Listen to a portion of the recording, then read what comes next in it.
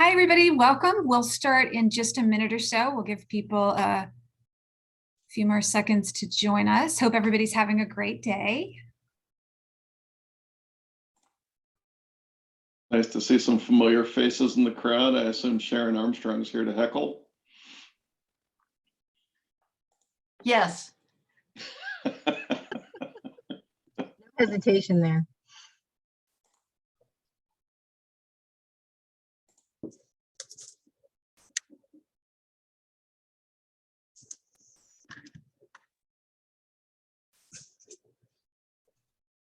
Hey, Carmen, it's been a long time. Good to see you. I was just about to say the same thing. I was unmuting to say that. How are you? Good to see you. We're going to go ahead and get started. I'm PJ Trudeau. Thank you, everyone, for joining us today for the HR Roundtable. And Staffing Advisors has been absolutely amazing in taking some time to work with us to help us with recruiting and what we don't know. Staffing Advisors has kindly given quite a lot of their time and talent to be able to help us address what it is that we possibly aren't doing, what we could be doing, taking a look at a lot of our individual jobs to determine what the best next steps could be for us to help us really get those positions filled and to get them filled quicker than possibly we're doing right now. And maybe look at things from a different perspective that perhaps we're just not looking at because we're so used to dealing with our own roles and what it is we're doing daily with them to kind of have an objective view. And Staffing Advisors is an executive search firm, so they certainly are dealing a lot with not only candidates, but also with employers. So they know what organizations are looking for, and they also know what candidates could be doing differently. So we're going to get all of that wonderful expertise today. And it definitely sounds like a lot of you already know Bob Corlett, who has been around for quite some time in the HR world and has been doing just amazing things in that time.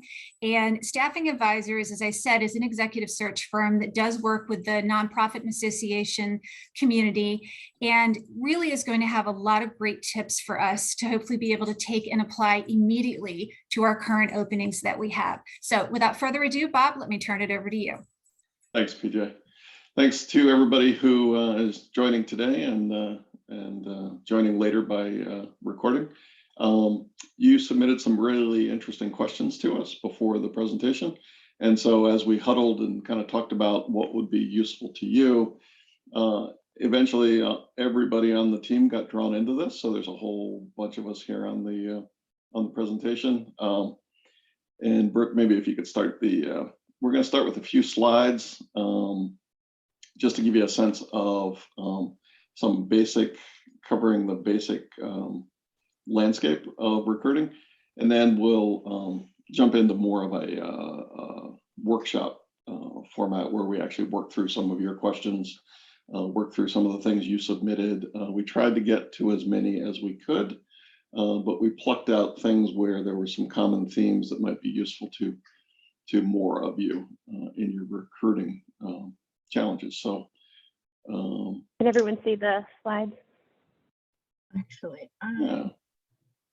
So we want to be respectful that we have a team of 10 people on the call, and recruiting is kind of 1/10 of your responsibility. So what we're going to try to do is not show you exactly the way we do everything. In some cases that's relevant. In a lot of cases your approach needs to be different. So we tried to tailor everything we're talking about to the reality of your day, which is that you don't have a team of 10 working on recruiting. But we did want to give you a sense of how we learn from the job market, how we experiment in the job market, and kind of how our team thinks about solving recruiting problems. Yeah. So the fact is the job market has shifted quite a lot over the last couple of years. Surprise, right? So we're seeing a huge number of people who are evaluating their options now, and they're looking at new opportunities. They're prioritizing flexible work arrangements, that type of thing. So the bottom line is you're probably not likely to see as big a candidate pool for your positions as you have in years past. But hopefully we can give you some strategies to use so that you'll have some more options available. I mean, the good news is there are people looking. So people do consider new jobs. They do kick the tires. They do pay some attention. But it's like how you manage the process that'll drive a lot of your results in this kind of a market. So on this slide, we have 2 slides here to give some of the comments that you all submitted to us in advance on the Google form that we sent out. So if you just want to skim some of the things we're hearing from you, clearly a lot of you have the same challenges with recruiting qualified candidate pools, and they're very similar things to what we're hearing from our clients. So we'll dive into these further as we go along, but here's the second slide with some of your comments.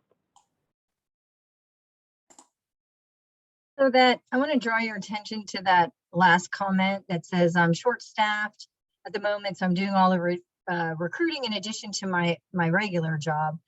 The flip side of that is I'm hearing a lot of that from candidates. So they'll say things like, my supervisor left 8 months ago and they haven't replaced them, or they haven't been able to hire. I haven't been able to hire for my own vacancies. So the reason the same things are happening to them, those are the reasons that some people are actually on the market. They've been thinking through where they want to spend their time. So outside of like commute flexible working options, they're typically looking for what their work can do to translate into impact. So that could be a mission driven thing like health equity, or it could be just making other people more efficient. They're also more focused on benefits now. When I was preparing to take the PHR exam, I noted that 25% of the exam is devoted to workforce development. We all realize that success of an organization is based on having the right people in the right place at the right time. But very little of that exam was actually devoted to how to recruit and or adapting to the marketplace.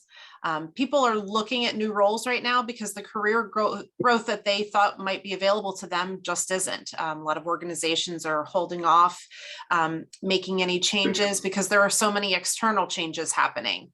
So candidates are just not getting the opportunity to stretch up and out the way they thought they were going to.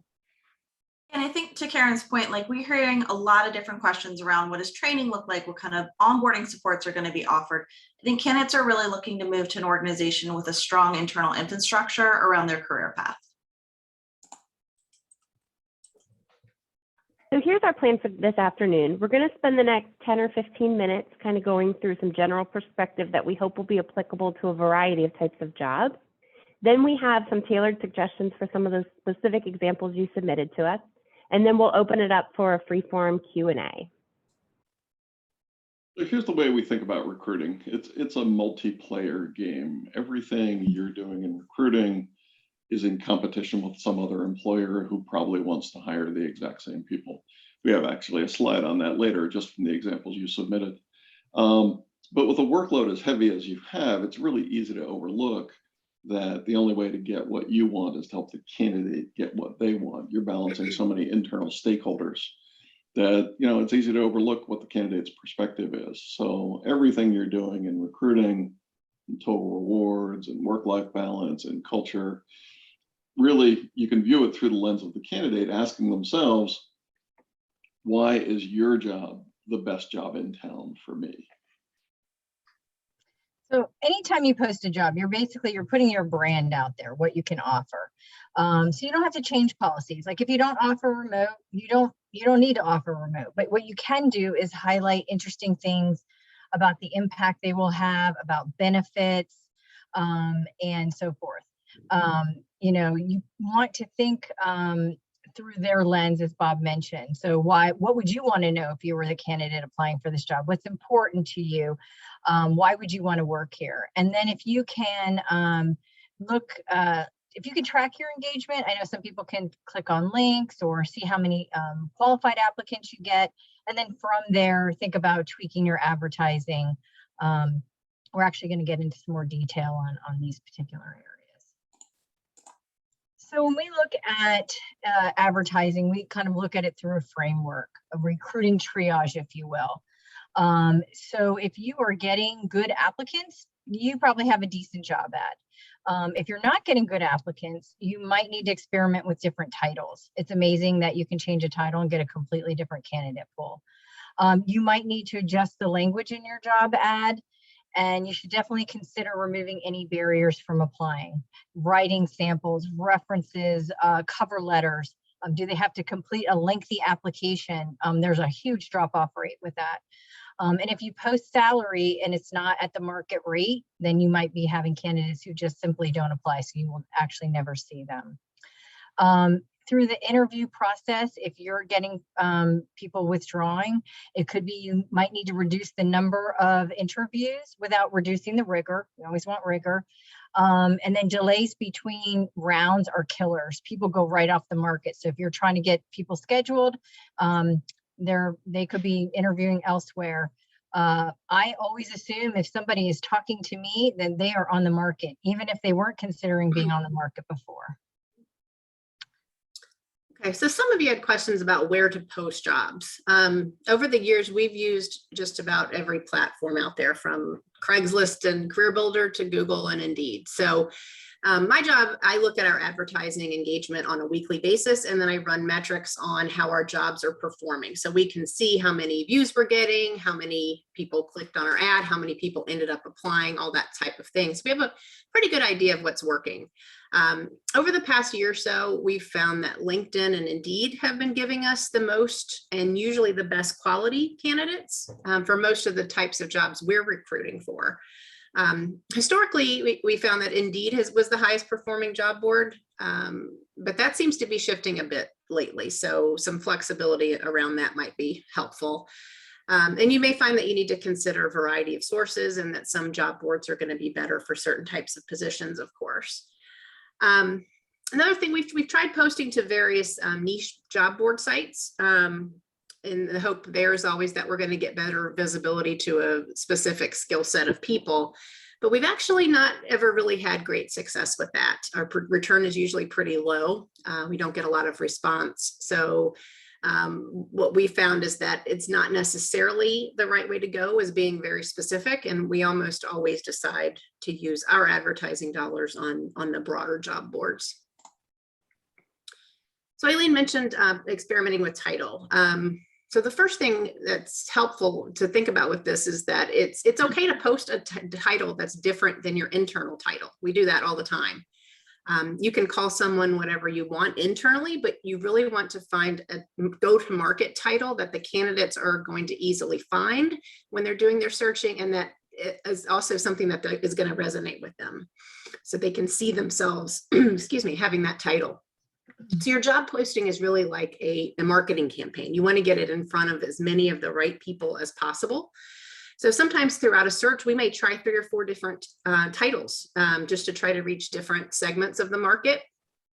And what we consistently find in our reporting metrics is that basic is better. So a straight up title with no extra words gets us better results. So for example, if you're looking for an email marketing campaign and analytics coordinator, you might want to consider just paring that down to a marketing coordinator.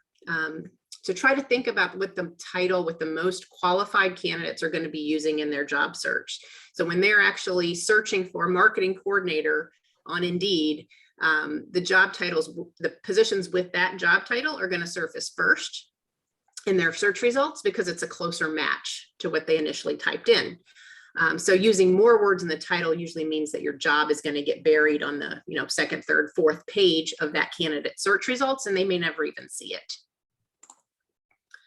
So how do we determine title? So when we're figuring out the best title to use, we want to look at what's most common. And one of the things we can do is to look at resumes or LinkedIn profiles of candidates who are doing the fundamental type of work. What are those qualified candidates calling themselves? Another thing we can do is look at job ads for similar roles. So what are those companies' job titles? How are they referring to that position? And then finally, it's helpful to think about what's the purpose of the job. So for example, I might be recruiting for a health equity manager, but the fundamental skill set for that job may really be program management. So maybe I want to consider just using a program manager title, going back to using something that's less specific and more general. As we're trying to help our clients figure out what title to use, we'll typically decide on our go-to-market title after we've looked at a bunch of profiles. So instead of deciding title first, we do our research and then figure out what title we're going to use. So here's a couple screenshots on this slide from a tool that we use to help us think about title. This is just an AI tool that we use to source candidates. I think it's helpful to see how other people describe a similar role. These are results I did for a search for skill sets pertaining to a public health manager with 3 to 5 years of experience in the DC area. So you can see that those titles are, there's a lot of different variation here. So in addition to title, you're going to want to pay close attention to your position description and your recruiting message. And Bob can talk a little more about that. The recruiting message, the goal is to kind of get a movie playing in the mind of the reader. They need to see themselves in the job. They need to know why it's important. They need to know where they're spending their time. They need to know kind of if you have, year one goals for the job or key accomplishments you're looking for. Somehow when the reader reads that role, they need to be pretty clear about what they're doing, who they're doing it with, and why it's important. And we have a white paper on that we're going to share after the presentation to get into some more details of what you can put into your job ads. And if I can make a comment about remote work, in the past year, we found that this is the one common factor that has most significantly increased the number of applicants. The addition of remote or hybrid to the messaging is very important. If this is an option that you are offering, make sure this is highlighted in your title, in your ad. You'll widen your candidate pool. And with the shift in the workplace dynamic, employees are looking for options when it comes to being back in the office. Also, explore your HRIS or your ATS. Often there's an option to mark a position as telework, which will increase your visibility in search results. Yeah, and we really underestimated the extent to which this changed our response rates. And as a matter of fact, when I talked with our LinkedIn rep recently, I learned that they see about an 80% increase in response to advertising when remote work is offered. So like Jen said, if you're offering remote or hybrid work, make sure that is front and center in your messaging. We recognize that you guys don't have a ton of extra time in your day. So we want to just give a couple quick reminders of things that you can do to help kind of share the workload when it comes to sourcing. I know that in my last role, I had 100 different other things. So whenever I get new positions, one of the first things I would do is work really closely with my hiring team and that hiring manager. So I would prep a blurb for them to share on their LinkedIn profile and share with their professional associations. Something had a link to the job posting itself. I also would always draft an outreach letter that they could email out to their networks to help kind of spread the word. And then I worked really closely with our communications department. We had monthly all hands meetings. So I would do a quick 5-second conversation around upcoming roles as well as what's currently open and make sure that we kept our newsletter up to date with the same stuff, what's currently open and then what we were expecting to have to come down the pipeline. And I know that sometimes even when you've got a solid ad and you've done the leveraging of your network, you've done everything right, you still don't always get the right candidate pool. So for those really difficult roles, sometimes you got to do the more intense sourcing. So we pulled up a couple kind of quick tips for Boolean, just kind of remind you about where things are with that. So I know when I did my AIRS training, one of the main things they drilled into us was with Boolean, you got to make sure that your formatting is right. So make sure with your operators, everything is capitalized, and with the commands, it's going to be lowercase, no space. So put in the command, semicolon, and then jump right into what you're looking for. A couple things to call out for this one, depending on where you're looking, your Boolean might look a little different. LinkedIn has a different set of operators that will accept within that internal search frame. So quoted searches you can do for both Google and LinkedIn. Those are going to help for multi-titles. The or operator, which is going to broaden your search, for example, sales or marketing or advertising, so you can get that larger candidate pool, is different in Google than it is in LinkedIn. You can kind of use the symbol in Google, and that will help with the character limit that you guys are allowed to have. It's only 32 words per search string. And then there's some other very specific functions that are only applicable in Google. For example, doing like an X-ray where you're looking through a specific site, or if you're searching for a file type like a PDF or a document, or an Excel list if you're looking for like organizations and list commands. So there's some couple interesting tips on there, just kind of keep everything quick reference chart for you. And then One of the other things that we wanted to point out is if you guys are searching LinkedIn internally, you'll get a different candidate profile than if you do it through Google. So when you're doing the Google site command, for this one, I just did a really quick search for a program manager in IT in Maryland. I got 75,800 hits coming back from Google. But when I was searching internally in LinkedIn using that basic account, it came back with 6,000 results. So just something to keep in mind. You can look in both places and end up with different candidate pools.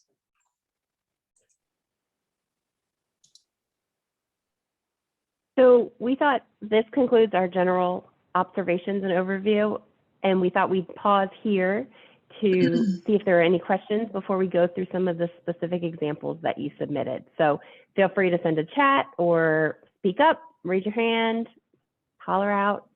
Any questions so far?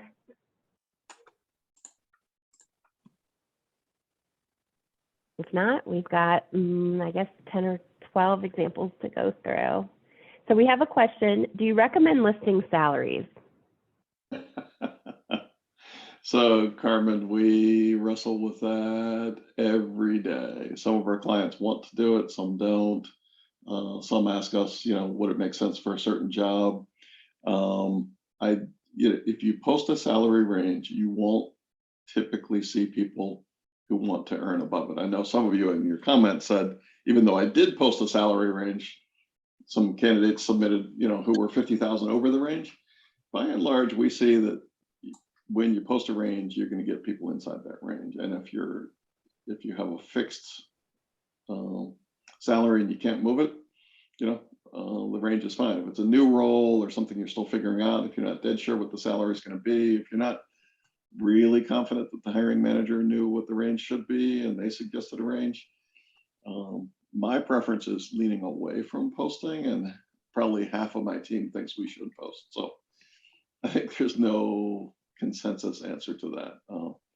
Sorry about that, Washington inside the Beltway. It depends kind of an answer, but we're still teasing that out on our team as well. But I think if you are going to post salary, you should be posting your benefits and things like that, because salary is salary, and you may be giving 10% 401k match, and that's real money. Or rewards really does matter. Agreed. Kim, you talked about posting a title different than the internal title. Yep. So can we talk a little bit more about how to manage that? And Yeah, so typically I don't know, when we Kathy, if post- you have a specific question. Yeah, when we post a title that's different than what the internal title is going to be, we'll say that on the advertisement. So we'll make a note that says, just kind of FYI, internally, this position will be referred to as whatever. And that way we don't want candidates thinking that we're doing some kind of a bait and switch, that things are being, we're not being transparent. And that we've not had trouble with that. And somebody correct me if I'm wrong, but I think that typically covers the bases, so that you've been upfront with what the expectation is going to be. Yeah, and Lily and Margaret, we got a question about the Google searching for candidates. That's just regular google.com, right? There's no special recruiter plan or anything like that when Yep. you're doing those types of searches? Just regular old Google, putting it into the search bar. Lily, I think you had some links that maybe you could share about all that Boolean stuff. Yeah, absolutely. I'll drop them in the chat. So just some kind of quick places that you guys can go if you need a refresher on it. I'll drop in a couple resources so you guys can remind yourselves. My refresher is usually how to spell Boolean in the first place. Thank you. So we have another question from Dee. Oh, sorry, let me cut you off. No, I was just saying. New York. Yeah, New York law is requiring employers to post salary range, and we're seeing that in other states as well. I think Colorado might have been the first one. Any thoughts from the group on that? We're seeing that more and more coming down the pipeline. Because we're being Also, recorded, I will say you should not break the law. There's also in some states, I know, you don't have to post the range, but if candidates ask what the range is, you have to reveal it. I believe Maryland's one of those. So there's definitely, we're monitoring some changes. We speak with our attorney at least once a year to be sure we're up to date on that, and it is always changing. Spend so much on preventative maintenance. What's Maryland doing now? What's Virginia? What's DC? Mm-hmm. Any other questions, or should we dive into the examples? All right. All right, so let's Go let the ahead. Feel free to heckling, continue to ask questions. yeah, let's let the Sorry. heckling begin. So I think as we go through these examples, what we tried to do was pick something that would be kind of useful to all of you. Some of the examples you submitted were very specific, and some of the things were in areas that we just didn't have a clue about. So we picked the ones we thought could be generally useful. So even if it's not talking about your organization, go ahead and weigh in on your questions as we go through. So Brooke, you want to start with, there we go. Awesome. All right. So this organization had some very technical positions in science. And so we looked specifically at this public health manager role. And there's a few things we noticed. I don't know if you want to jump in, Kim. Sure. So first things, the public health could be, 100 different things, different places. You can take different aspects of public health. So I wanted to just look at the pool here. If we just look at LinkedIn specifically for candidates who have an MPH, for example, in the DC metro area who have the right years of experience for this role, we're looking at about 437 candidates. As soon as we add one additional qualifier, though, like FDA experience, that 437 candidates drops to 33. So you'll need to be really cognizant of what is an actual requirement for your position and how you're wording your job description. So the requirements versus the nice to haves are going to be really vital for a pool that's small like this. So for example, we noticed that most candidates at this point in their career don't have that statistics, the epidemiology piece that you talk about. So even though that was considered to be a plus, most of them didn't have it in their position or their background. So just being really careful about how you're wording your job descriptions could be really important here. And a great addition here would be to include an organizational overview. Take the time to sell yourself and give some context around the team. I'm imagining that your organization has been pretty important these past few years with COVID, and it would be great to indicate how the organization and the role might have changed. Bottom line is you want to let candidates know why they should come to your organization and do this particular job. On this one, you mentioned that you had a small number of applicants and you wondered if maybe it might be the posted salary range. So we have a few thoughts on that. Yeah, I think if you guys are not getting a ton of applicants for this, I would look at the barriers and see if you can make it a little easier to apply. So I know you guys are requesting a writing sample. You want to get 3 different references. Some people can be really hesitant to share that information right up front. So maybe streamline that process a little bit, make it quicker and easier for them. I would also really suggest that you guys add in the benefits. What's attractive here? Why would anyone want to come and work at Academy Health? I don't think we have the salary on here, but the posted salary was 53 to 63. Our hunch is that it is too low. We've filled similar positions at the 80 to 90K because anytime you want experience with like slick tools like HubSpot or Oracle, salaries escalate fast. And then if you put analytics in there, depending on how much they're going to be doing analytics, it could skew the candidates into heavy analytics. Like, are you looking for list segmentation or in-depth queries? And so maybe spelling out exactly what type of analytics they will do, because depending on the skill set, your salary can vary widely. And on the slide, you can see that we took a screenshot from AFAE's salary benchmarking tool, and it does align pretty closely with the range that you posted. The challenge with these surveys is it doesn't distinguish between the analytics and the HubSpot and the things Aileen was mentioning. It's just this generic marketing coordinator title. So that can be a little bit challenging when you're looking at the data.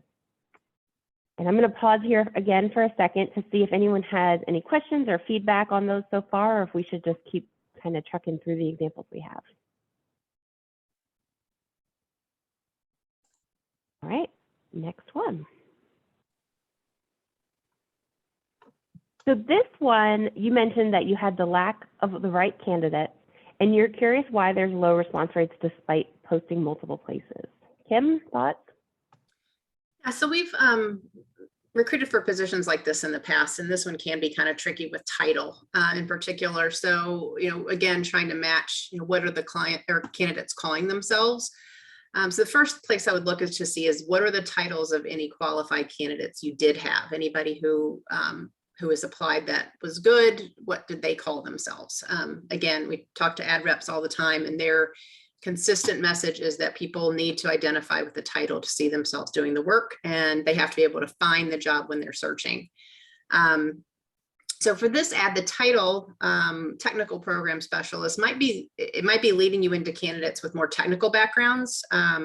That's something that happened when we advertised for a position like this in the past. So you may want to look at other society jobs and see how they're titling a similar role. When we did this search before, we had to try a few titles. So maybe something more like a publications manager might be helpful. That's just an example. There are probably more that could be feasible as well. Another thing you may want to consider with this ad, and you can't see it from the screenshot, but the responsibilities section is very long. I would strongly suggest you focus on the key tasks that you want the candidate to, the key responsibilities the candidate will have. You want to keep them engaged. You want to keep them reading your ad.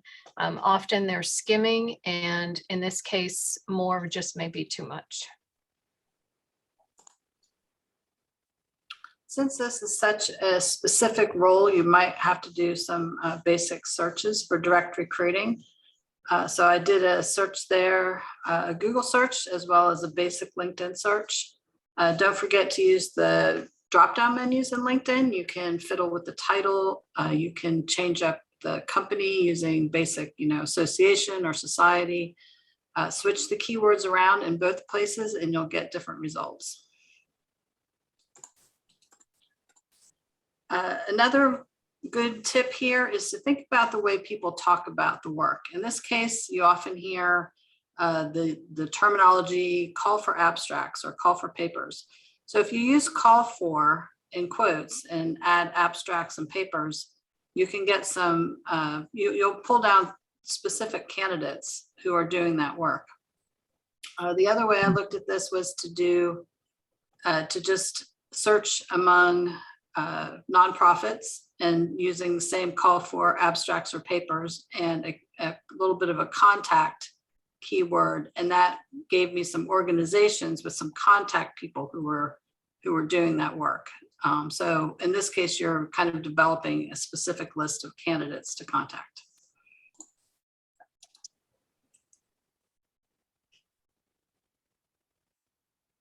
Great. And it looks like we have a question in the chat. Will we address qualifications for jobs? Some hiring managers interested in competencies as opposed to a degree. How will that shift and impact how the job is worth in the compensation surveys? We're big fans of competencies versus pedigree of X degree, X number of years, this and that. But thinking about competencies is a complex thing to do, right? It's hard to quantify. And in compensation surveys, man, from my brief time on the HRA NCA board, DC SHRM, getting people to participate. I'm sure you all have participated in salary surveys. It's tough to get enough data points just with title alone, let alone trying to dig into competencies and qualifications. So I think compensation surveys are more of an art than science right now. And in a fast shifting job market, it's like driving in the rearview mirror, holding the rearview mirror instead of the steering wheel. There is nothing easy about how you're going to migrate from years of experience or degree or whatever over into competencies, but we are convinced that competencies are the path forward, especially if you use your interview sequence to really test people's competencies. So work sample testing, having the candidate do some work in the interview, you're going to see 3-year people outperforming 7-year people all the time, but it's unbelievably difficult to try to bake that into your compensation. So That's when I'm glad that we just do recruiting and not the whole spectrum of HR at our company, because this is hard stuff. That's probably no answer whatsoever. There was an earlier comment. Somebody, as the lone Colorado person, says pay transparency is turning out to be positive. I'd love to hear some thoughts about that one. Can we circle back to that one for a second? Where did I see that in the chat? That was me, Bob. Yeah, tell us more. I think we enacted last year at some point, and there was not the fastest getting everyone on board, but it is useful from everything to, hey, I'm not being paid what I'm worth, and you can go to Indeed and you can type up their job title and you can look at your market and you can say, I just did one 2 weeks ago, well, sorry, a week ago, and just said, here's what everybody, the first 10 people holding your job title are making in the market. Yeah, you're getting market value. And so it has all but eliminated conversations because you have to post it. Now, absolutely, applicants come in and say, I want 20,000 over it. That's cool. We're pretty transparent about it. But I'm not playing the guessing game I played 5 years ago in let's not talk about it because everyone wants to tap dance around it. And so from my perspective, the pay transparency laws forced everyone to talk about the big elephant in the room. And as someone who's recruiting day in and day out, oh my God, I don't have to worry about it anymore, rarely. That's awesome. Thank you. And it probably is our future. More states seem to be going on board than.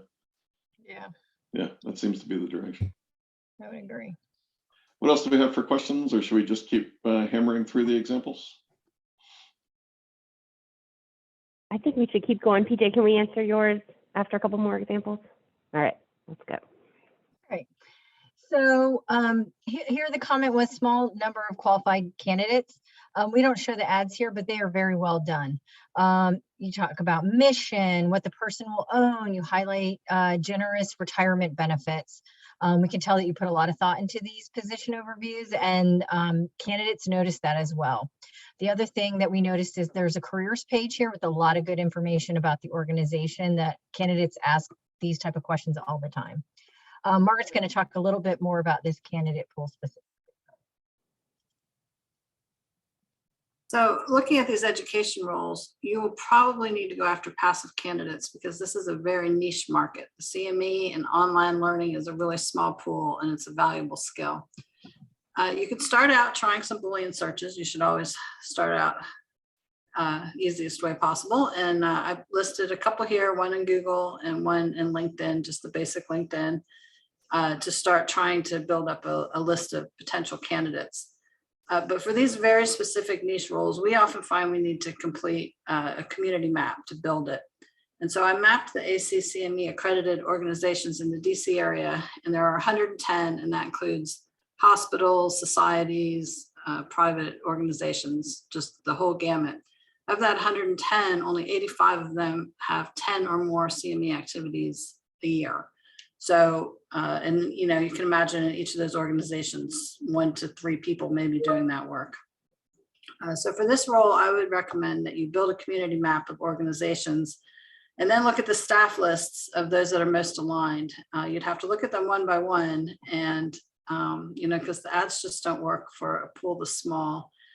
I have some tools that I can use where I can, upload a list like that. But if you don't have those tools, again, you'll have to kind of look at them one by one. And I understand it's time consuming, but it's really the only way you can get at these candidates for these types of roles. All right, so in this next example, several of you submitted government affairs jobs. So at least 4 of you on the call are probably competing with each other for a similar group of candidates, right? So it's a foot race, and whoever has the fastest moving interview sequence and is easiest to apply to, and whoever has the most organized interview sequence, and whoever has leveraged their networks, particularly in government affairs, your networks really help a lot. So that's kind of the whole point of the presentation today, is you knew coming into the call, it's a competitive job market and candidates have choices. So the trick is, how do you stand out? And Margaret, do you have any further thoughts on all these government affairs roles? Right. Well, again, if you're going to do some direct recruiting and build a list of candidates, don't forget to use a really broad look at people that might be doing similar jobs. So if you use in your title government or federal or legislative or congressional or regulatory, you'll get a broader pool of people all doing similar work, and that might help you get a larger number of people to consider.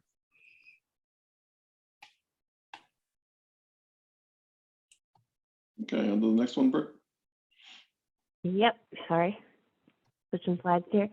So for this role, you mentioned that you're getting a low number of applicants and you've tried to fill it multiple times. You've even taken some of the suggestions we were talking about earlier, tweaking your messaging, changing the title to manager.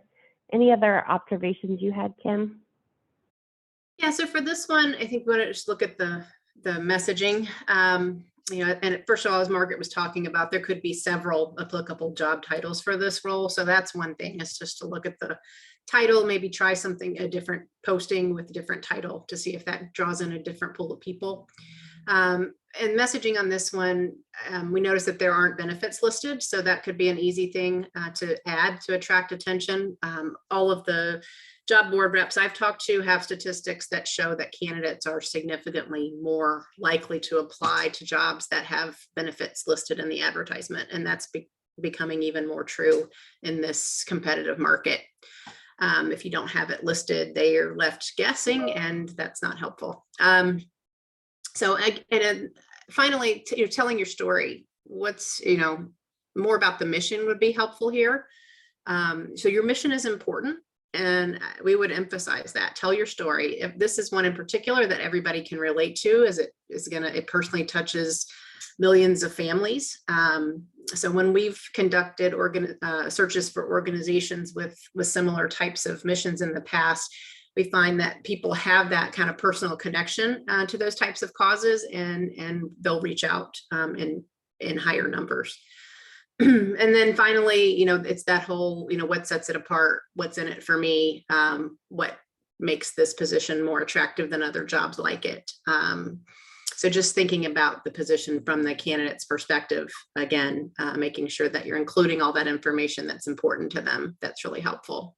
And before we jump ahead to the next slide, I want to, PJ had thrown a question in about what can an employer do to remain competitive when competitors are offering staff significantly higher salaries, right? And I think PJ, you mentioned that had come up with a lot of roundtable members. So to this point, for example, for this role, not every candidate is looking to exact or extract every last dollar from you as an employer. They are looking to be paid fairly. They want to be sure they use whatever their negotiating leverage is in this market.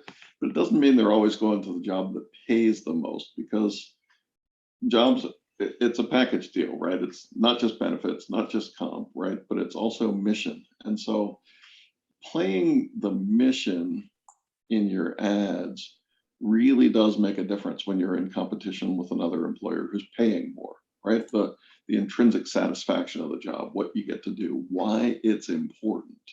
Most of our clients are nonprofits, associations, nonprofits. And you can make more in private industry. You can make more working on Wall Street or whatever, right? But the plain fact is, if candidates are paid fairly, if you're working with a consulting firm and looking at your salaries routinely, or if you're benchmarking consistently, if you're fair, you don't have to be top dollar, but you've got to be really clear about what the other benefits and values are, from culture to mission to what you get to learn to who you get to work with. Candidates really are driven by 1,000 different kinds of motivations. And as much as they complain to you constantly about salary, and I'm sure they do, the plain fact is a lot of people are perfectly happy to take, not the top salary on earth if all the other elements of the work are appealing and psychically rewarding, if you will, right? So I don't know how psychic rewards fits into a total rewards package, but but a lot of people in this town are here to make an impact on policy or any number of other issues. A lot of association people are there to help other people thrive in the profession or in a trade group. And so it doesn't have to be that you have to try to pay salaries consistent with private sector, because private sector has a whole bunch of trade-offs that some candidates don't want to make anymore, often related to work-life balance or picking up and relocating at regular intervals, or candidates' motivations are. It's interesting in the last 2 years how people became clearer about what they really want from work, and it's often not being willing to trade everything for the highest possible salary.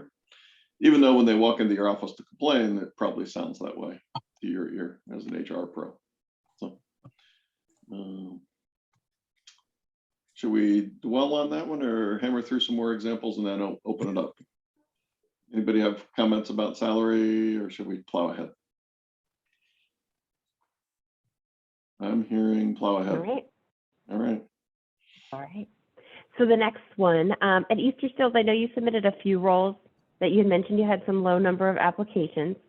So we picked this one for an example because we had a few thoughts. Karen? Yeah, and Oops, similar sorry. to what we've been talking about before, this is a great opportunity to really mention that mission and connect with the potential candidates. In addition, HR is in really high demand right now, so it would be super helpful to explain which actual piece of the HR puzzle this person would really own, what impact, what focus areas, as well as orientation to the rest of the HR team. Give some context in terms of direct reports, the size of staff, and what focus areas they own as well. All right, so this next one is from PJ, and there's a couple of things I noticed when I read the position overview. And we haven't talked about this, so I don't know this for a fact, but just kind of reading between the lines, this sounded like an online community manager. The community they're managing is like a special interest group or a legal, it's called the legal operations section in ACC, right? But when I looked at what you required versus what was nice to have in this, it sounded like a great project manager and somebody who could manage volunteer communities and a great communicator. But most of that information is actually on page 2 of the job description. On page 1, there's more information that kind of orients the reader that it might be that legal knowledge would be important, and you have it as preferred, not required. So I'm just wondering if you could mix that up by taking the job description and kind of flipping it, where the more generically applicable skills like project management were on page 1, and some of the specific legal items were on page 2, just again to open it up to a community manager who could learn more about the legal operations section and didn't necessarily come from that career background. And then, as Kim pointed out a couple times, play with the title, maybe call it a community manager, right? And see if that kind of broadens the pool of who would even see it to consider applying. Enough to the next one, I think. All right. So on this one, you asked for recommendations on where to post besides LinkedIn and Indeed. Those are definitely 2 of our top job boards. You could also try ASAE, like Kim was talking about earlier. And you also mentioned that you often don't receive a cover letter when you request one. Do you have thoughts on that, Bob? Oh, this is up there with, should I post salaries, right? So is the cover letter dead? I think it's not dead. It's just going to be in hibernation for a while, maybe in a medically induced coma for a couple of years. Aileen thinks it's dead, so we disagree there. The Wall Street Journal just had an article. Maybe you could post the chat on that, Brooke. Post that link in the chat, where an enormous number of hiring managers think it's really important, and an enormous number of candidates think, no, I'm not going to submit that. And in a tough job market, that is one of the first things to jettison, is your expectations will lead you to disappointment if you think people are going to send you one, because they're just not. But I'll defer to Aileen, who will stamp on that one and tell me it's dead. It's dead. Another comment about this one that we thought was interesting, that they said we posted it for a week, expected a lot more applications, had only received 10, and thought that, you know, it'd be easier to fill than some of the other niche policy-based roles. I'm not sure why, you know, what the thinking was behind that, but I will tell you, this is surprising to us even every time, is early career professionals like this have multiple opportunities, multiple offers. They are negotiating salary. They know they have options. So early career people are not as engaged as we like to think they might be. And so they definitely want to focus on the positives there, any flexibility, mission-driven work, early career really want to go out and make an impact. So that would be my suggestion there. We saw a couple of notes about nobody sending thank you notes either, Aileen. I don't think that's dead. No, it shouldn't be. The cover letter, Thank But you. that's interesting that you are noticing that happening. Yeah, yeah. Yeah. All right, and we do the final one, Brooke. All right. Okay, so for this one, the comment was possibly salary, small number of applicants. And although this, they had posted a salary range, they were getting people with 50,000 or above. The posted salary range for this one was 85 to 95. We suspect your salary is probably under market. You know, especially when you put the word sales in an advertisement, that always increases your candidate pool to orientation of revenue. We had Keating Advisors pull a salary survey for a similar job. I'm actually working on one that's very similar right now. And the median salary is 157. So that's your competitors right there. That's what they're paying. And so I would, you know, change this title maybe to Director of Marketing. And you probably need to take a look at the salary as well, or reduce the title to a manager. Bob, you want to wrap this up? Yeah, so that was a dirty dozen examples that you had shared before the call. Thanks to everybody who gave us something to think about. It's actually why we dragged the whole team in here. We were saying who's got a thought to share, and every time somebody spoke up, we dragged them into the presentation. So thanks for letting us bring the team here. Brooke, why don't you go ahead and close out the slide deck, and we'll open it up to questions. And we're booked for another hour, so we have plenty of time to answer any questions you do. You feel free to bail out when you're sick of us, but happy to take it any direction you want to go. Bob, I do think one thing we didn't mention is a lot of people are looking at these advertisements on their phone, and that's why we want to move up some of the stuff that's super interesting about the job, because they're looking at their phone, and if they have to scroll, it will feel like forever to get to some of the juicier parts of your position overviews. They may just, you know, move on. What Aileen's referring to is every single internal conversation we ever have about any job we ever do. I want to write a book report, and Aileen says, I want to be able to read it on my screen, and if it's not done on that size, then I'm bored, I'm gone. So Aileen's kind of our designated make it shorter, get to the point. Say it in the first 3 sentences. Yeah. Me, I love a book report, okay? Also dead. So many illusions shattered, Aileen, in one call. So feel free to not raise hands, just shout, whatever it is that, I don't know what your vibe is as a community. I assume Sharon Armstrong heckles more normally. I'm confused. I can jump in with a question. Great. If you can hear me. Okay, this is Amy. I had the meetings coordinator job. And I'm also short staffed. So I recognize you guys have good suggestions. I recognize I simply don't have the time to, I've just been moving too fast and not implementing as much as taking more care and thought with some of my postings as I should be. I will say that meetings coordinator one, I've been with the association for over 7 years, so I've, I placed quite a few in our education meetings department. Just really, the reason I was surprised is because that's one I never have a hard time filling. I get good quality, and I should have said quality applications. We got like, maybe it was like 8 to 10, in that first week, and they were all junk. And that's the downside I'm finding is with this easy apply, one apply, doing it from my phone, I could just press a little button. So not only am I not reading it and saying, hey, let me give a little bit of a cover letter. I don't even want a cover letter. I just want like an email saying, I'm applying for this specific job and I'm interested to come work for you. That's what I'm looking for.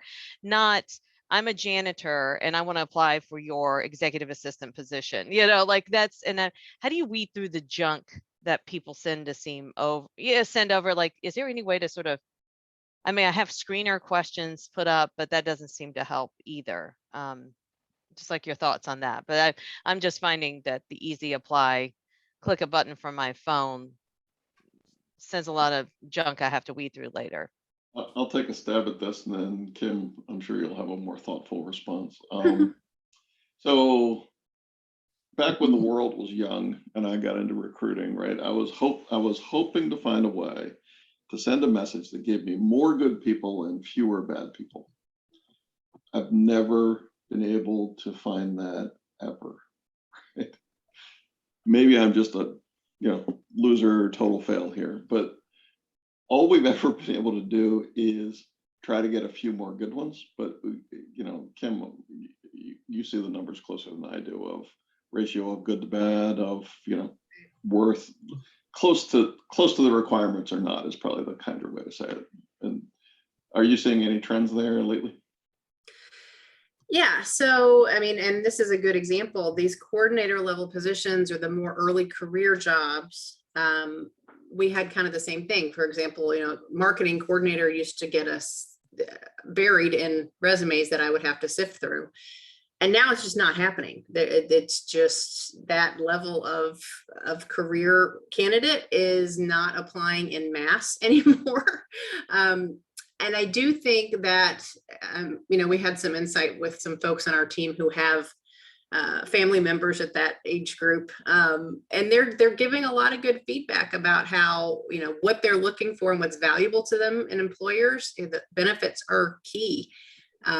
If they don't see that something that draws them in from an advertisement, they don't respond. And we are seeing that more and more. That group of people doesn't really respond to our outreach in high numbers like we get with many of our other positions. So really thinking about what's going to draw those types of people at that stage of their career to this role is crucial. I know I'm not answering your question about how to sift through the junk. We've been in the situation recently where there hasn't even been that many just to sift through the junk from the advertisement. Like we've had to really do targeted campaigns to people who are, more passive candidates to build our pools for these jobs. So I'm not sure if that. We've also seen that. Yeah, sorry. We've also seen that change with the job boards too. Like some of the job boards, we used to get a ton of applications, but they were 99% junk. Right. And then some of the, like LinkedIn recently, I think you were saying you've gotten higher numbers of quality versus, Right. Career Builder, for example, in the past. So the Yeah, different job boards might be all different. Badmouth any job boards, but when we were using Career Builder, for example, the ratio of junk to good was not great, and have noticed that improved with some other options. So you might want to take a look at where you're posting and trying something else. And from a You purely. might also, Oh, go ahead. sorry, I mean, I was gonna say, might also want to be careful with you mentioned you have screening questions. I don't know how involved those are, but we definitely, when we've used those in the past, we've seen a drop off where candidates don't even want to fill out that level. We talked about barriers to applying. Yeah. They see the questions and they leave because they don't know if it's going to be 5 minutes or 2 hours. I've done No, it's like applications 2 or 3. like back when I was at college that were hours. They never know. It might seem simple on your side. We try to make it as simple as possible, not even do those, let them apply. And then if you want to follow up and ask further questions after they express interest, that might be a possibility. One of the things that I as far as a triage and reading the resumes, I kind of skim through very quickly to see, like, I look at the resume, the last couple jobs, if they're job jumpy, just move them aside. If they're just completely off, move aside. Then I'll go back. Or if they're right in the zone, I'll put them in like an A category. If I'm not sure, I put them in B category. I don't fret about it. And then I just go, reach out to all the A categories, turn down the ones that aren't, and then the B category, I go back to later after I have time to read a little bit more closer. Sometimes you find gold in there. Somebody has switched careers or something like that, and it's not as overt. But I just would quickly make 3 piles, if you will, of yes, no, maybe. Reach out to your yeses, maybe a 15-minute call or something like that. And that way you don't have to totally invest. I know when you look at a resume and you think, oh my gosh, if I say yes to this person, it's 1 hour here, you can just kind of shorten your sequence to just make a quick phone call, learn a little bit more. If they're interesting, then book them in for a longer thing, go back to your Bs and say, maybe I should talk to this person. But that's how I kind of triage. I go through and I can get through them pretty quick. That way, if I just don't try to fret over certain things I know aren't going to work, and just move them on.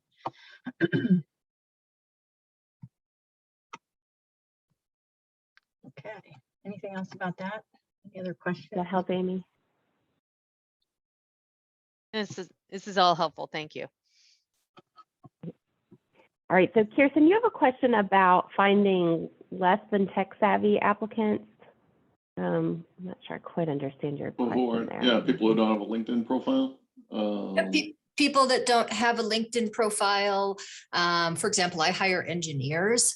Engineers do not live on social media. They don't have extensive LinkedIn profiles, and they spend their weekends in their basement on the computer or working on their project that they're making. Therefore, I can't go out and network with them anywhere because they're not out anywhere.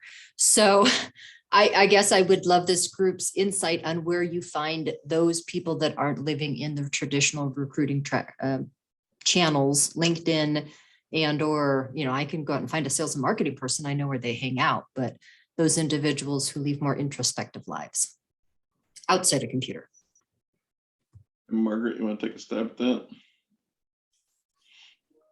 Sure.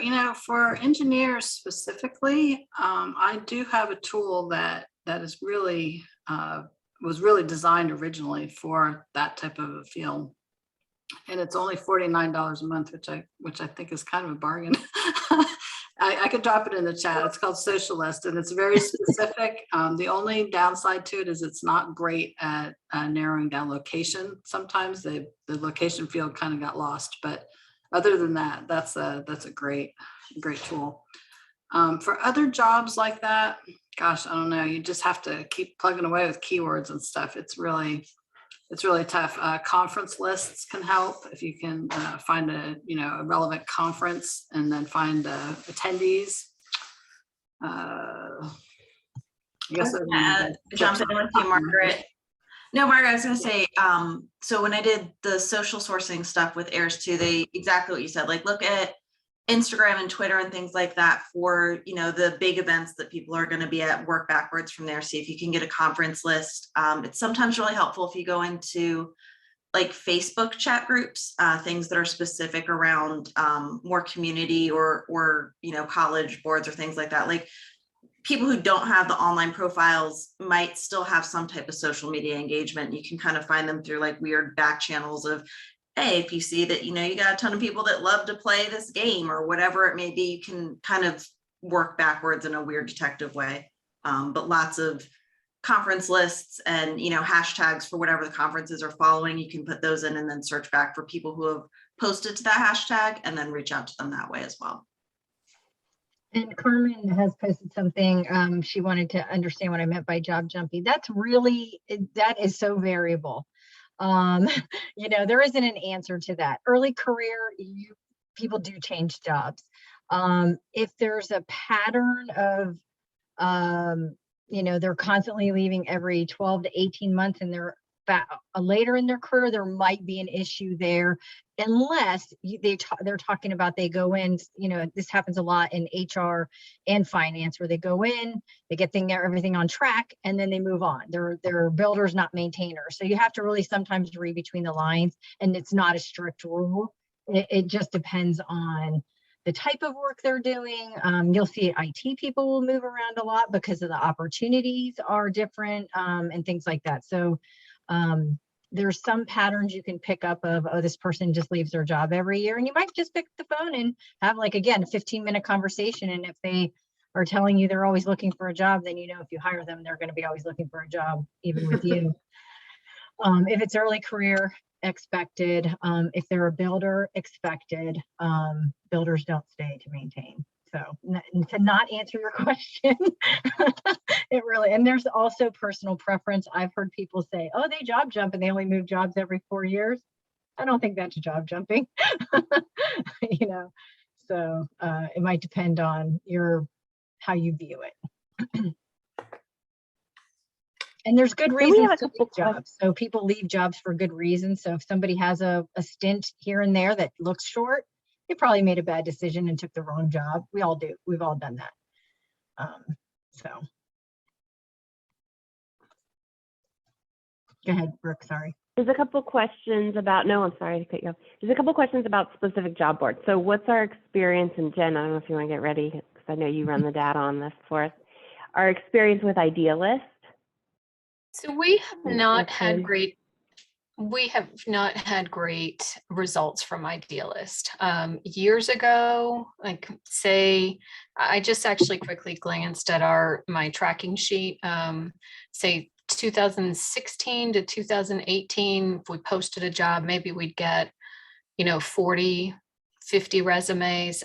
Since then, we haven't used it that much, but I'd say the following years, it was maybe down to 20, and the quality wasn't there. So we really haven't revisited that. We've had better results with other things. So I can't speak to that in the last couple of years at all.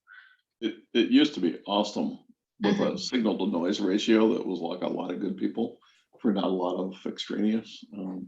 So I really love Idealist, but it doesn't love me back lately. Yeah. And we also have a question about Job Target and ZipRecruiter too. Kim, any thoughts? I know you tested ZipRecruiter. I'm not sure about Job Target. I did test ZipRecruiter, and if I'm being very honest, that was one that I found the ratio of junk to qualified to be incredibly high. So we did not get great results there. And then I'm not familiar with Job Target. I have not used that one, so I can't speak to that one. You used more unkind words about ZipRecruiter on our end. That's not my favorite thing. Someone did ask about LinkedIn posting on targeted groups and discussion boards there. That's a great way to find people. And LinkedIn has a variety of levels that you can use. So there are different access points, and even joining with the free account can get you some good networking opportunities. You've been increasingly pleased with LinkedIn for postings. Yeah, so we actually invest in the advertising on LinkedIn. So it's different than just going on and posting about your position, but doing formal advertising campaigns with them. And we've had really strong results from them, both in terms of volume and quality. I think their algorithm is pretty strong, and it pushes out the job to people. So you're not just getting candidates coming on and searching, you're actually getting LinkedIn pushing out the job and getting it in front of people. I get stuff from LinkedIn when I've looked at just in our research on, I don't know, a search that we're thinking about taking on or something like that.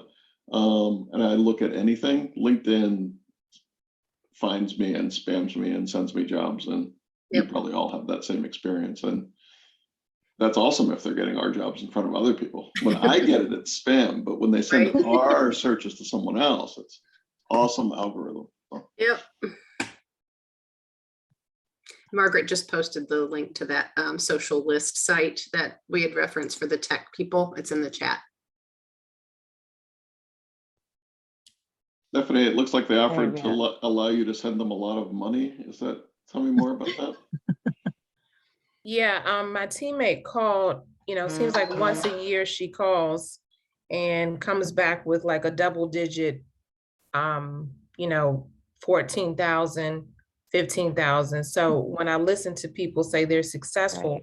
I always wonder, is that like, for people's bonus that they have put up to get new people?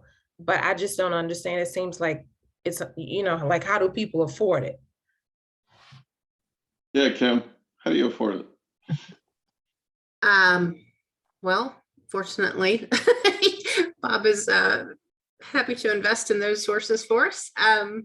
But you're right, it can be prohibitive for sure. And that's why I would definitely look at, like there are sites out there like Margaret referenced with Social List that it is less expensive and that doesn't require a contract or, a long-term commitment. I'm trying to think what else is helpful there. Again, the free account on LinkedIn can be really helpful. So even if you're not posting positions, it can be a good way to get it out in front of people because it still uses that algorithm to push notes, postings. I don't think we pay 40,000 for LinkedIn, do we? Or have I not been paying not attention? at all. It's not 40, but it's definitely, yeah. When you said 15,000, I was thinking that might be right. It's definitely double digits. Yeah, I was exaggerating with 40, but Feels like 40. 15 feels It's like a lot of 40. money. Yeah, you're right. Yeah. Mhm. I was like, got to make a note to look at Kim's budget again. Not that. Sorry, It's not that sorry. much. Kim's budget died. No, not that much, but you're right. It is an expensive investment for You sure. should probably disclose, Kim, that the Indeed response you're getting is because you pay for keywords there too, right? Yeah, so with Indeed, you can just tell them, I want to spend $500 for this advertisement, and they'll optimize that for, you'll get your $500 worth, and that's all there is, and it will be done by click. So how many people clicked on your job? If nobody clicks on it, then you don't get charged for it. So that's something to consider. And They more and more job boards are going to that model of pay for clicks. Which can be good and bad. But if you're conscious of your budget, it's definitely a good thing. And you can set it to cap off at a certain amount. They just sent us a note that, oops, sorry, we accidentally charged you $1,500 that we shouldn't have because our algorithm was broken. So your mileage may vary. But they did refund it and notice it. That was good. Oh, they noticed it. They haven't yet refunded it, but yeah. Details. Details, yeah. Have we ever heard of or tried CircleWorks for advertising jobs? It's not familiar to me. Does not ring a bell for me either. No, I don't recall that.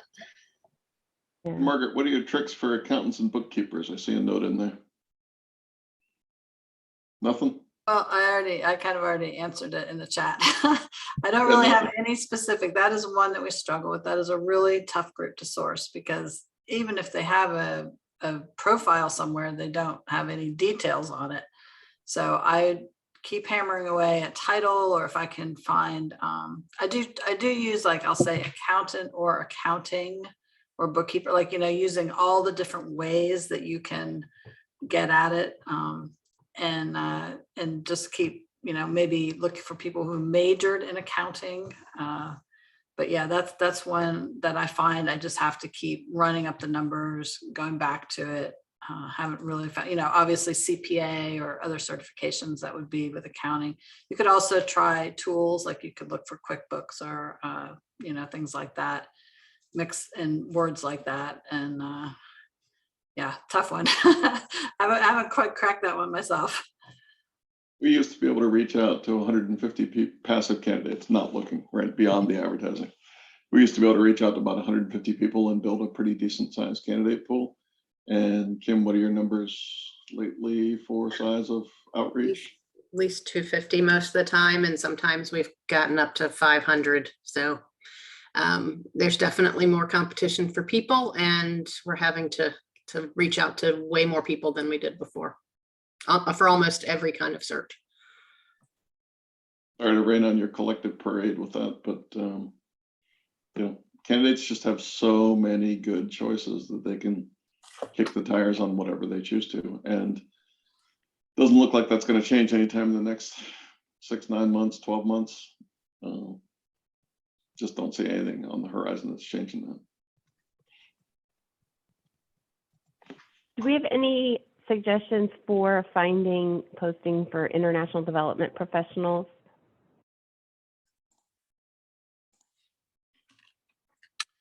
For international development, I would probably, if you're just, I mean, just looking at basic LinkedIn, be sure to use the industry. Oh, does basic LinkedIn have industry?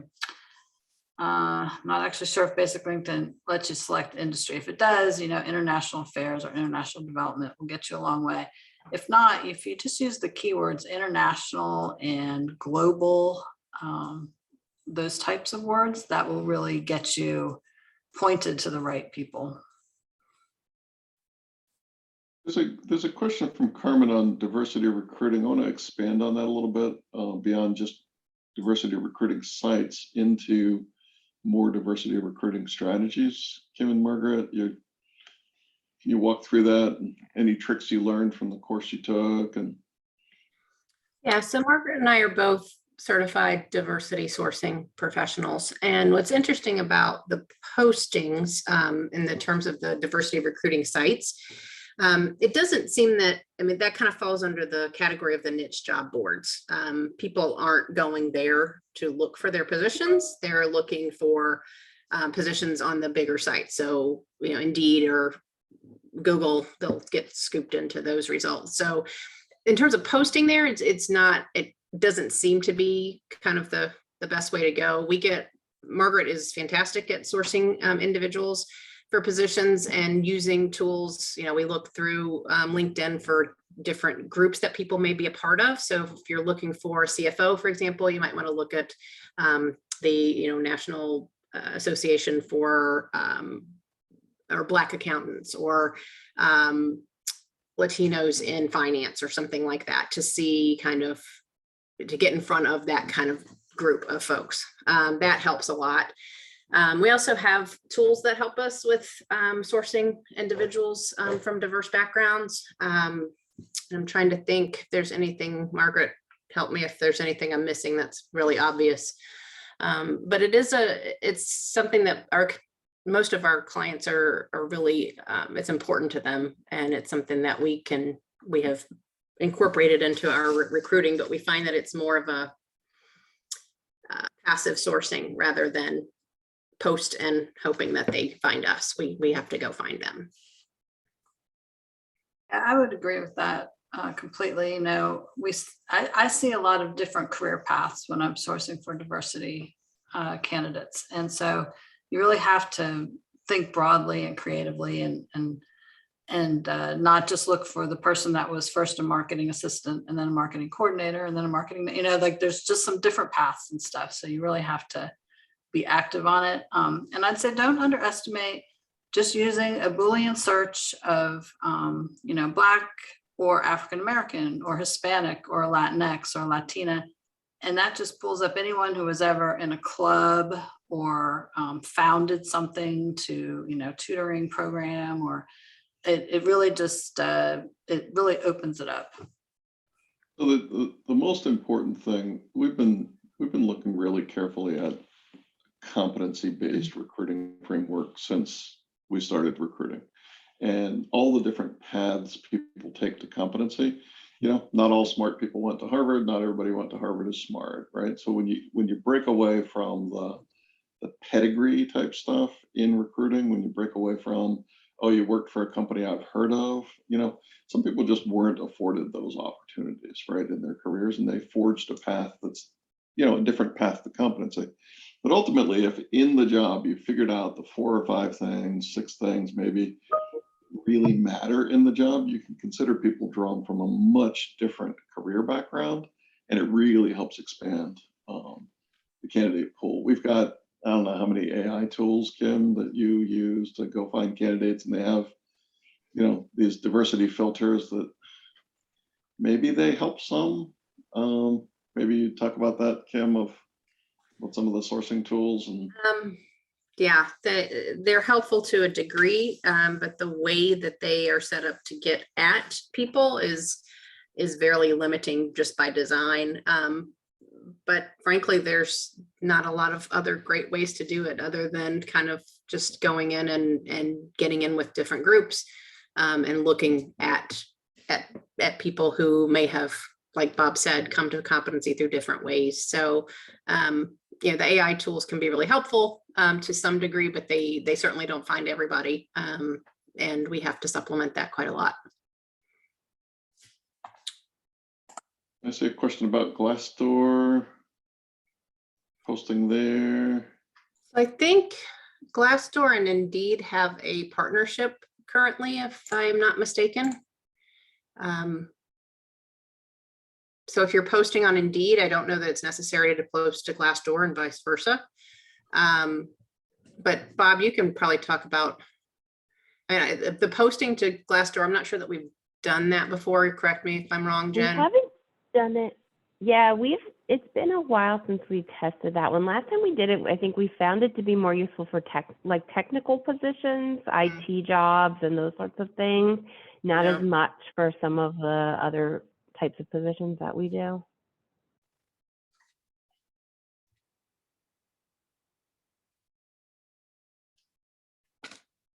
What else do we have for questions?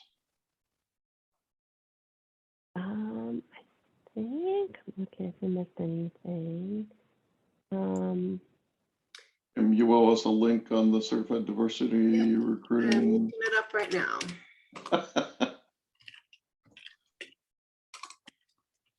PJ, was there something else you wanted to be sure we covered that you've heard in previous? I'm just actually looking at what Stephanie posted about. Kim, can you share more about your certification? It sounds interesting. I'm trying to find it right now. I'm going to find a link here that can give you all the details and how to sign up. And it's an it was an online course. Gosh, I can't remember, over the course of a few days. Let me get the details for that for you. I'll stick it in the chat here, but that should give you all the information you'll need to sign up. But it was basically just offering suggestions on how to source diversity candidates, what types of things you can do to look for passive candidates, networks you can tap into, how to identify folks online. What am I missing, Margaret? But I'll include the link here in the chat as soon as I can locate that. So, And that's the one we did. There are others as well. That's true. Real quick, I did have a short list somewhere. Let me see if I can find it. you know, I send it after the thing as well. So the thing about when you kind of open up and look at competencies instead of like, hiring managers know the path they took to competency. They know their degree program was a good program for whatever it was, epidemiology or whatever it might be. Oh, Hopkins has a great program, right? But when you think more broadly about where somebody might have learned the skills, the next question becomes, in the interview, how do you prove it? So part and parcel of looking at a competency-based framework to recruiting is how do you test it in the interview? And we're huge fans of work sample testing. If anybody gets our newsletter, you've seen us kind of talk about this kind of a thing, but have the candidate do some actual work in the interview, like the work they do on the job. And that really opens hiring managers' eyes up to different paths somebody may have taken. So we had a client who was looking for a CFRE, for a fundraising, certified fundraising executive. And turns out those weren't the strongest candidates in the pool. So it's not like, oh, CPAs are better accountants than people without a CPA. CFREs aren't necessarily more skilled than other people in fundraising. So it's really showing the hiring manager, revealing those competencies in the interview sequence of the hiring manager. And that's one of the most powerful things you can do to diversify your employee pool is see people solve problems through a different lens than the one the hiring manager is familiar with, because we all know our own path to learning our craft. What very few hiring managers know is like the other 12 paths somebody might have taken to do the same kind of work. And so how do you reveal that in the interview sequence? So what about sourcing for people that may not, as a lot of people have said, they don't necessarily always have a significant amount of time? And what if perhaps they're not as used to doing the sourcing? What would be a good way to learn more about that and how you could do it effectively? Jim, Margaret, Lily, jump ball. I would say brushing up on those Boolean search strings, because you can use that just in a Google search bar. That's probably, and those 3 links I put in earlier will give you a good start. There are, courses and stuff that you can take that will brush up your skills in that area too. I think LinkedIn, like we talked about, the basic LinkedIn is great. It has some good, some good functionality there for searching. As you step up, it's even better, but costs more, as we talked about. I was going to say, and Margaret, I forget, does the free LinkedIn account, does that offer messaging capability? Like, how are you limited to how many? Like, if once you identify someone, I think you can just send a message through LinkedIn up to like 25 or something a month, maybe. Am I honestly don't remember either. Okay. I think for the basic account, if you want to connect with them, you actually have to like connect with them, and you get a certain number of characters to have that introductory message. Right. But you actually need to step up one level to get like Recruiter Lite or something to be able to send in messages. Okay. That's not crazy. That's like what, $50 a month or something, Lily? Right? It's not too bad. Yeah, we were looking at it a while ago. It's not horrible.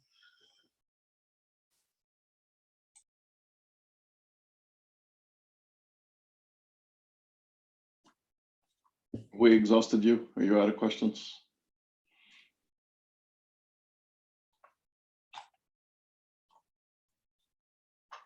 Well, thank you all. This was way more fun with lots of questions than just us droning on and on. So thanks for participating and asking all your questions.